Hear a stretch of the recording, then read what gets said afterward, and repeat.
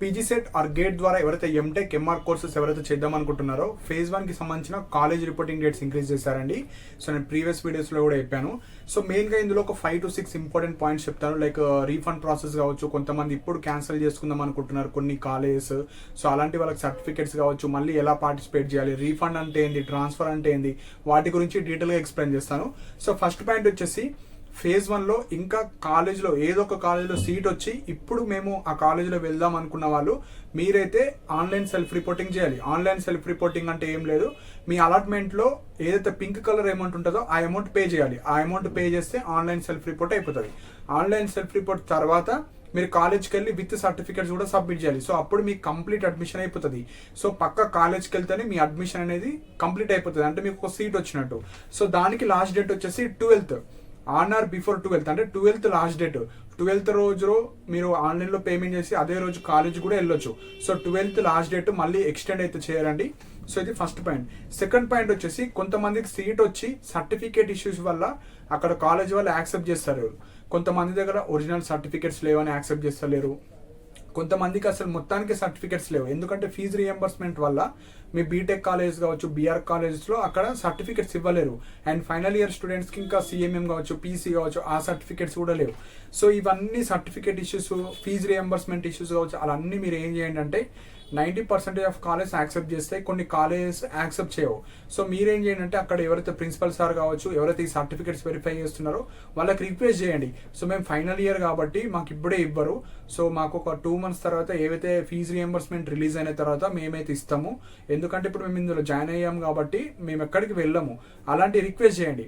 Suppose okay అనుకుంటే okay, లేకపోతే మీరు ఏం చేయండి అంటే మీ బీటెక్ కాలేజ్ కావచ్చు, బీఆర్ కాలేజ్ కావచ్చు, ఏదైతే ఫీజు రియంబర్స్మెంట్ ఉంటుందో మీరు అఫోర్డబుల్ మేము పే చేసుకుంటాము అంటే ఆ అమౌంట్ పే చేసుకొని మీరైతే ఇక్కడ జాయిన్ అయిపోండి. ఐ మీన్ అక్కడ సర్టిఫికేట్స్ ఏమైనా ఉంటే అవి తెచ్చుకోండి. లేదు అఫోర్డబుల్ లేదు అనుకుంటే మీరు ఫేజ్ 2 వరకు వెయిట్ చేయాల్సిందండి. సో ఎందుకంటే ఇప్పుడు కొన్ని కాలేజ్ వాళ్ళు స్ట్రిక్ట్ ఉంటారు, అన్ని సర్టిఫికేట్స్ ఉంటేనే అలో చేస్తారు. సో మనం కూడా ఏం చేయలేము. సో వేరే ప్రాసెస్ ఏమన్నా ఉంటే మీకు కుదిరితే కొద్దిగా కంప్లైంట్ ఇవ్వడం కావచ్చు, కంప్లైంట్ రైజ్ చేయడం కావచ్చు, ఏమన్నా తెలిసిన వాళ్ళతో మాట్లాడిపియడం కావచ్చు, మీరైతే అలా చేసి మీరైతే అడ్మిషన్ ప్రాసెస్ అయితే కంప్లీట్ చేసుకోండి. వేరే ఆప్షన్ అయితే లేదు. సో మీరు ఒక లెటర్ రాసి రిక్వెస్టింగ్ అలాగిస్తే యాక్సెప్ట్ చేస్తే ఓకే, లేకపోతే లేదు. లేదంటే మీ ఫీజు రియంబర్స్మెంట్ ఇష్యూ ఉంటే మీరు స్వయంగా మీరు కంప్లీట్ ఫీజు పే చేసుకొని మీ సర్టిఫికేట్స్ తెచ్చుకోండి. సో ఇది సర్టిఫికేట్ ఇష్యూస్ అండి. నెక్స్ట్ వచ్చేసి ఇక్కడ refund process. So refund process ఏ విధంగా ఉంటుందో అది డీటెయిల్గా ఎక్స్ప్లెయిన్ చేస్తాను. సో ఇక్కడ మెయిన్గా రీఫండ్ ఎప్పుడు ఇస్తారు, ట్రాన్స్ఫర్ ఎప్పుడు జరుగుతుందో డీటెయిల్గా ఎక్స్ప్లెయిన్ చేస్తాను.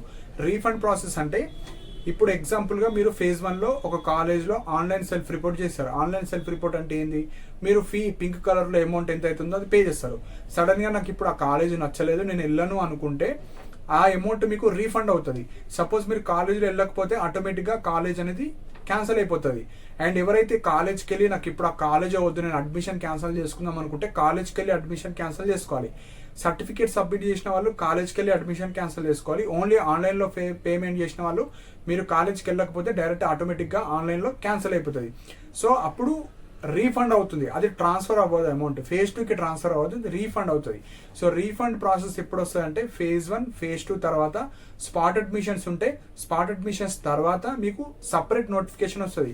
సో ఎవరికైతే ఈ అడ్మిషన్ క్యాన్సిల్ చేసుకున్న వాళ్ళు ఒక కాలేజ్ నుంచి ఒక కాలేజ్ చేంజ్ అయితే ఫీజు తక్కువ అయితే ఆ ఎక్సెస్ అమౌంట్ మీ అకౌంట్కి వస్తుంది. ఆ ప్రాసెస్ ఎలా ఉంటుందంటే మీకు ఒక నోటిఫికేషన్ ఇస్తారు, ఆ డౌన్లోడ్ చేసుకొని ఆ పీడిఎఫ్ అందులో కొన్ని ఇన్ఫర్మేషన్ ఫిల్ చేసి మీరు ఈ అంబర్పేట్ ఆఫీస్కి వెళ్ళాలి. సో అంబర్పేట్ ఆఫీస్కి వెళ్ళి మీరు ఆ ఫామ్ ఇస్తే అండ్ దానికి సంబంధించిన అలాట్మెంట్ ఆర్డర్ కావచ్చు, మీ పాస్బుక్ జిరాక్స్ కావచ్చు, అవన్నీ ఇచ్చిన తర్వాత అప్పుడు 1 or 2 monthsకి రీఫండ్ అవుతుంది. సో రీఫండ్ ప్రాసెస్ చాలా టైం పడుతుంది, డిసెంబర్ వరకు ఆ ప్రాసెస్ జరుగుతుంది. సో వెంటనే అమౌంట్ అయితే ఇయ్యరు. సో ఇది రీఫండ్ గురించి. రీఫండ్ అడ్మిషన్ క్యాన్సల్ వాళ్ళకి ఇస్తారు. ఫేజ్ 1 to ఫేజ్ 2 చేంజ్ అయితే ఎక్స్ట్రా అమౌంట్ కావచ్చు. ఇప్పుడు ఒక కాలేజీలో 60,000 ఫీజు ఉంది, ఇప్పుడు వచ్చిన కాలేజీలో 50,000 ఉంటే ఆ 10,000 మీరు ఎక్స్ట్రా పే చేస్తారు కదా, ఆ అమౌంట్ మీకు రావాలంటే అది రీఫండ్ అయిపోతుంది. సో అది మీకు ఫేజ్ 1 ఫేజ్ 2 ట్రాన్స్ఫర్ తర్వాత ఐ మీన్ స్పెషల్ ఫేజ్ తర్వాత ఉంటుంది, అది రీఫండ్ గురించి. సో ఇది మెయిన్ పాయింట్ అండి రీఫండ్ గురించి. సో ఇప్పుడు ఇంకొక డౌట్ ఏంటంటే ఫేజ్ 1లో కాలేజీలో జాయిన్ అయిన తర్వాత ఫేజ్ 2 కాలేజెస్ బెటర్ కాలేజెస్ మాత్రం పెట్టాలి.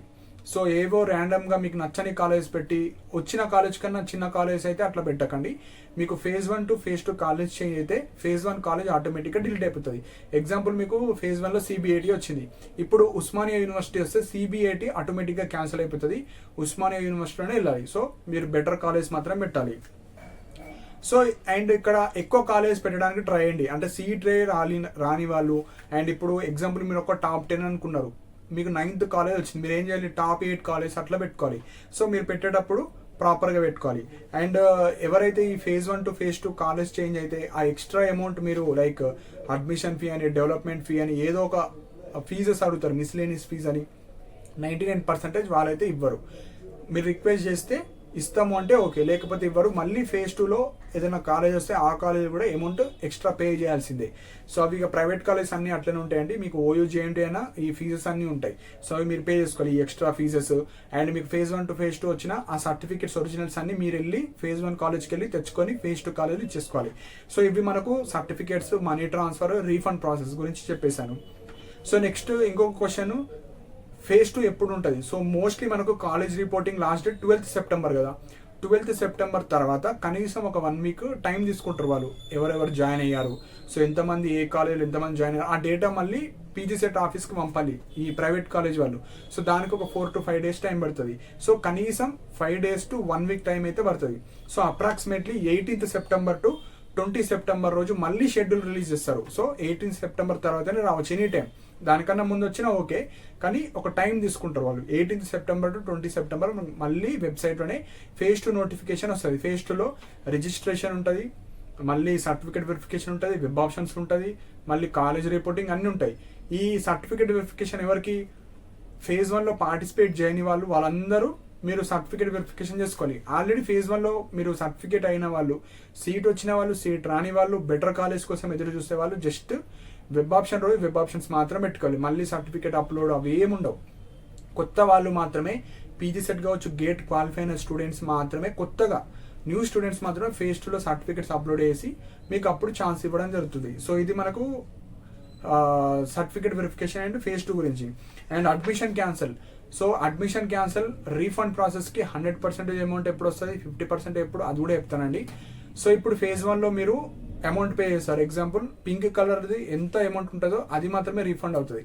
సో పింక్ కలర్లో ఒక క్యాండిడేట్ 30,000 పే చేస్తాడు. ఇప్పుడు ఫేజ్ 1లో మీరు అడ్మిషన్ క్యాన్సల్ చేసుకున్నారు. సపోజ్ ఆ కాలేజ్ మీరు నచ్చలేదు నాకు, సో మీరు ఏం చేస్తారు, సర్టిఫికేట్స్ ఇస్తే కాలేజ్కి వెళ్ళి అడ్మిషన్ క్యాన్సిల్ చేసుకోవాలి. Suppose only online self report చేస్తే మీరు కాలేజ్కి వెళ్ళకపోతే ఆటోమేటిక్గా క్యాన్సిల్ అయిపోతుంది. సో అలాంటి కాలేజెస్కి మీకు 100% మీకు రీఫండ్ అయిపోతుంది. సో ఫేజ్ 1 బిఫోరే చేస్తారు. సో ఫేజ్ 1 బిఫోర్ వేస్తే మీకు 100% అమౌంట్ వస్తుంది రీఫండ్. సపోజ్ ఫేజ్ 1 అయిపోయింది, ఫేజ్ 1 ఒక కాలేజ్లో జాయిన్ అయ్యారు ఫేజ్ 1లో, లేదంటే ఒక కాలేజ్ వచ్చింది మీకు నచ్చలేదు వదిలేశారు. ఫేజ్ 2లో ఒక కాలేజ్ వస్తుంది. ఫేజ్ 2లో ఒక కాలేజ్ వచ్చినప్పుడు మీరు అమౌంట్ పే చేస్తారు కదా, అమౌంట్ పే చేసిన తర్వాత అప్పుడు మీకు వద్దు ఈ కాలేజ్ అనుకుంటే అప్పుడు 50% అమౌంట్ మాత్రమే వస్తుంది. సపోజ్ మీరు ఫేజ్ 2 తర్వాత క్యాన్సిల్ చేస్తున్నారు కాబట్టి 50% అమౌంట్ మాత్రమే ఇస్తారు. పింక్ కలర్లో మీరు 30,000 కడితే 15,000 రీఫండ్ అవుతుంది, మీరు 50,000 కడితే 25,000 అవుతుంది. సో ఫేజ్ 2 రిజల్ట్స్ వచ్చిన తర్వాత వెంటనే ఫీ పేమెంట్ చేయొద్దు. మీకు నచ్చింది అనుకుంటే అప్పుడు ఫీ పేమెంట్ చేయండి, నచ్చకుండా మీరు ఫీ పేమెంట్ చేశారనుకోండి 50% అమౌంట్ మాత్రమే వస్తుంది మీకు. సో ఇది ఈ విధంగా ఉంటాయి కాబట్టి ఫేజ్ 2లో మీరు ప్రాపర్గా మీకు ఆ కాలేజ్ నచ్చితేనే అప్పుడు ఫీ పేమెంట్ చేయండి, లేకపోతే వదిలేసేయండి. సో ఫేజ్ 1 లోపే మీరు రీఫండ్కి అప్లై చేసుకుంటే, ఐ మీన్ రీఫండ్ ప్రాసెస్ ఇప్పుడు కాదు, రీఫండ్ చేయడానికి మీరు ఎప్పుడు క్యాన్సిల్ చేసుకున్నారు సీట్ అదొక్కటే చూస్తారు. మీరు ఫేజ్ 1 బిఫోర్ వేసుకుంటే క్యాన్సిల్ 100% అమౌంట్ వస్తుంది. ఫేజ్ 2 తర్వాత మీరు క్యాన్సిల్ చేసుకుంటే 50% అమౌంట్ మాత్రమే వస్తుంది. సో ఇవి మనకు రీఫండ్ పాలసీ గురించి. రీఫండ్ కంప్లీట్గా మనకు 1 month తర్వాత వస్తుంది, అప్పటి వరకు వెయిట్ చేయాల్సిందే. ఇప్పుడు ఒక కాలేజ్లో అమౌంట్ పే చేస్తారు కానీ ఇంట్రెస్టెడ్ లేదు, 30,000 కట్టారు. ఫేజ్ 2లో మళ్ళీ ఒక కాలేజ్ వచ్చింది, వేరే కాలేజ్, ఇప్పుడు అందులో జాయిన్ అవుదాం అనుకుంటే ఈ 30,000 ట్రాన్స్ఫర్ ఇప్పుడే వేయరు, అది రీఫండ్ చేస్తారు. సో రీఫండ్ వేరు, ట్రాన్స్ఫర్ వేరు. రీఫండ్ అనేది చాలా లాంగ్ టైం, ట్రాన్స్ఫర్ అనేది ఒక ఎగ్జాంపుల్ CBAT వచ్చింది, అందులో 1,50,000 ఉంది. ఇప్పుడు ఉస్మానియా యూనివర్సిటీ వచ్చింది, అందులో 60,000 ఫీ ఉంది. ఆ 60,000 మీకు ఎక్స్ట్రా ఏదైతే మీకు ఇప్పుడు 60-70-90,000 ఉంటాయి కదా, ఆ 90,000 ట్రాన్స్ఫర్ అవుతుంది. సో ట్రాన్స్ఫర్ వేరు, రీఫండ్ వేరు. ట్రాన్స్ఫర్ ఆటోమేటిక్గా అవుతుంది. ఆ ట్రాన్స్ఫర్ అయిన అమౌంట్ కూడా రీఫండ్ కిందకే వస్తుంది. అది రీఫండ్ మళ్ళీ మీరు లాస్ట్కు రీఫండ్ ప్రాసెస్ వస్తాయి కదా, అప్పుడు మీరు వేసుకోవాలి.